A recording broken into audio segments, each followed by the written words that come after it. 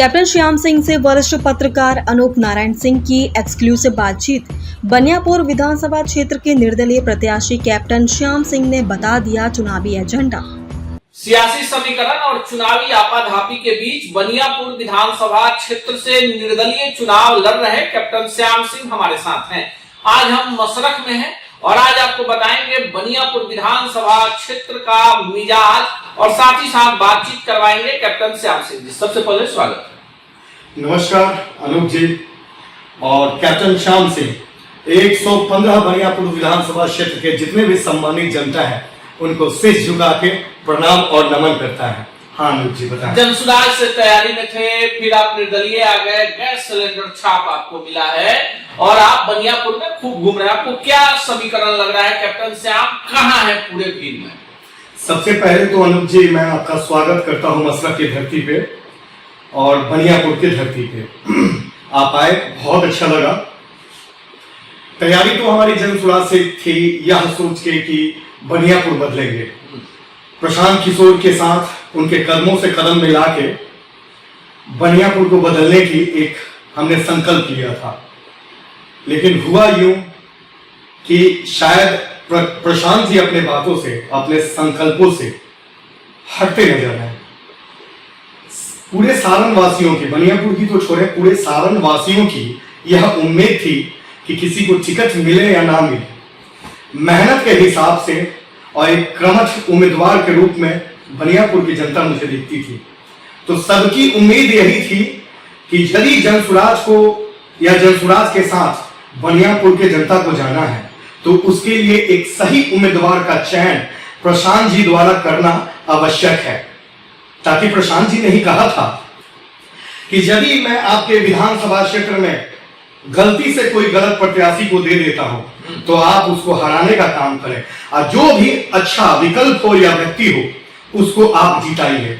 तो उसके तहत हमारे 115 बनियापुर विधानसभा के जितने सम्मानित जनता है या जो छोटे भाई, बड़े भाई, चाचा, काका, पितिया जो मुझसे प्यार करते हैं, मेरे व्यक्तित्व से प्यार करते हैं, उनके आदेशानुसार मैंने यह तय किया कि जब रण में उतर गए हैं बनियापुर को बदलने के लिए तो पीछे हटने का तो कोई सवाल नहीं।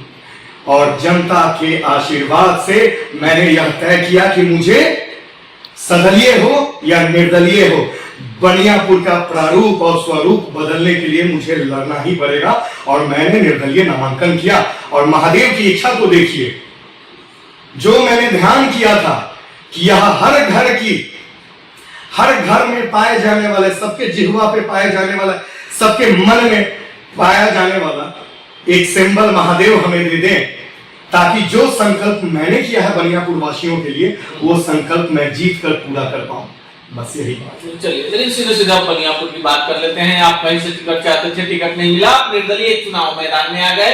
आज हमारे और आपके बीच जो बातचीत हो रही है, महज आज के बाद 13 दिन का समय बचता है और इस 13 दिन में 5 से 6 दिन लोक आस्था के महापर्व छठ में जाएगा।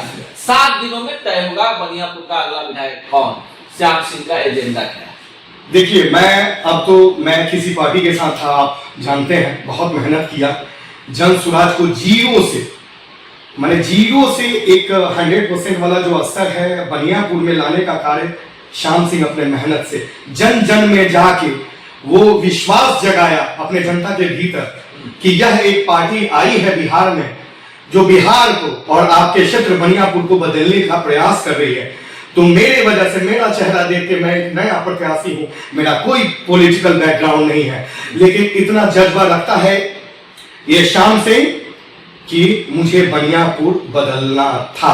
डायरेक्ट जैसे लैंडिंग नेताओं की होती है ना कि भैया डायरेक्ट आते हैं, पैसा देते हैं, टिकट लेते हैं और जाते हैं, तो मेरी लैंडिंग डायरेक्ट बनियापुर विधानसभा में हुई थी कि मैं डायरेक्ट आऊंगा, जनता के बीच जाऊंगा, उनका समर्थन और आशीर्वाद हासिल करूंगा और मैं चुनाव के रण में जनसुराज के साथ कूदूंगा। लेकिन जनसुराज ने मुझे मौका नहीं दिया और किसी ऐसे प्रत्याशी को मौका दिया यदि 100 में 100 व्यक्ति से आज आप मशरक प्रखंड में जनसुराज काफी पीछे छूट चुका है।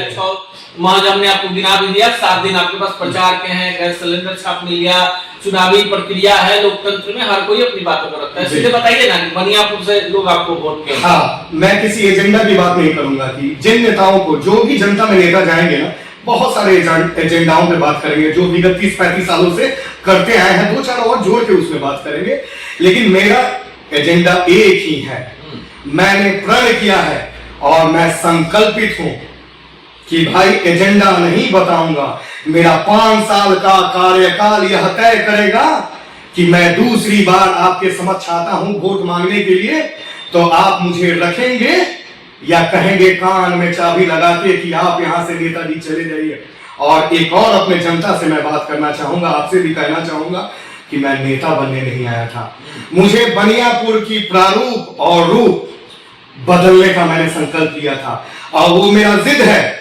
मैं यही 115 बनियापुर विधानसभा के सम्मानित जनता से सबसे करबद्ध प्रार्थना करूंगा कि एक बार साथ देके देखें। कई दलों को आपने साथ दिया है, भाई श्याम का नहीं बदल दिया स्वरूप और प्रारूप बनियापुर का, तो आप 6ठे साल मुझे पकड़ के कहेंगे कि आपने कुछ नहीं किया, या यह कहेंगे कि अब आपको आने की आवश्यकता नहीं है, आप ही यहाँ पे रहेंगे। चलते चलते आखिरी सवाल भी पूछ लेते हैं। बड़ा सहानुभूति लहर बनियापुर में चल रहा है, आखिर इस सहानुभूतियां किसके लिए?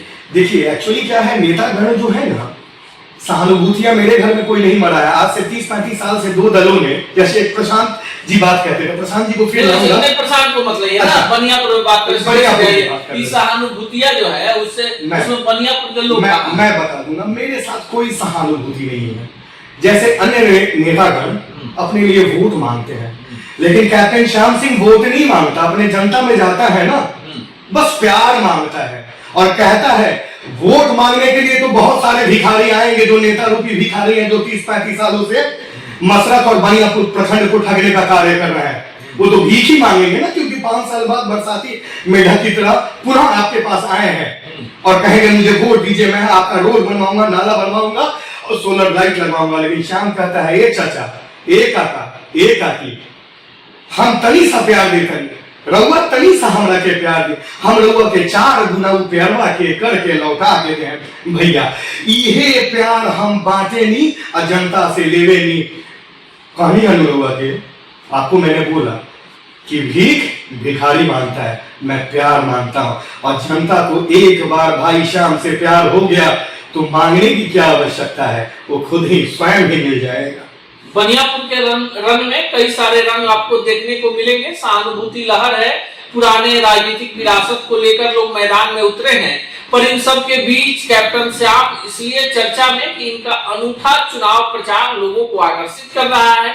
निर्दलीय चुनाव लड़ रहे हैं और कह रहे हैं कि ये नेता बनने के लिए नहीं आए हैं, बल्कि व्यवस्था में परिवर्तन करने के लिए आए हैं। अब लोकतंत्र है और हमारी कोशिश है कि हम ऐसे तमाम उम्मीदवारों तक आपको लेकर जाएं जो ग्रास रूट लेवल से पूरी व्यवस्था परिवर्तन की एक बड़ी चाह रखते हैं और उन्हें लगता है कि जनता ने मौका दिया तो जरूर वो काम करके दिखाएंगे जिसकी चाहत वर्षों से चली आ रही है। बाकी इस पूरे प्रकरण पर बातचीत पर कुछ कहना चाह रहे हैं? एक अपील करना चाहूंगा, आपका भाई, आपका दोस्त कैप्टन श्याम सिंह और आपका बेटा भी, यह 115 बनियापुर विधानसभा क्षेत्र की जनता की लड़ाई है, वो अकेला श्याम की लड़ाई नहीं है।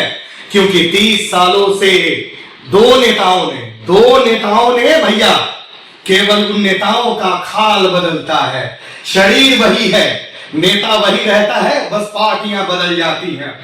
बनियापुर को और मसरत को किसी पार्टी की आवश्यकता नहीं है।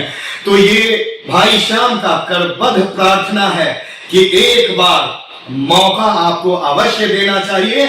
उन नेताओं को फिर मौका देंगे, स्वतः आप ठगा हुआ महसूस करेंगे। क्योंकि भैया जो 4 करोड़ 5 करोड़ रुपए लगा के नेता आपका टिकट लेके आता है, तो पहले वो 4 का 8 करोड़ बनाएगा, तब उसको जनता की याद आएगी या नहीं आएगी किसी को नहीं पता। बाकी आप इस पूरे प्रकरण पर क्या सोचते हैं, कमेंट बॉक्स में जरूर बताइए। धन्यवाद।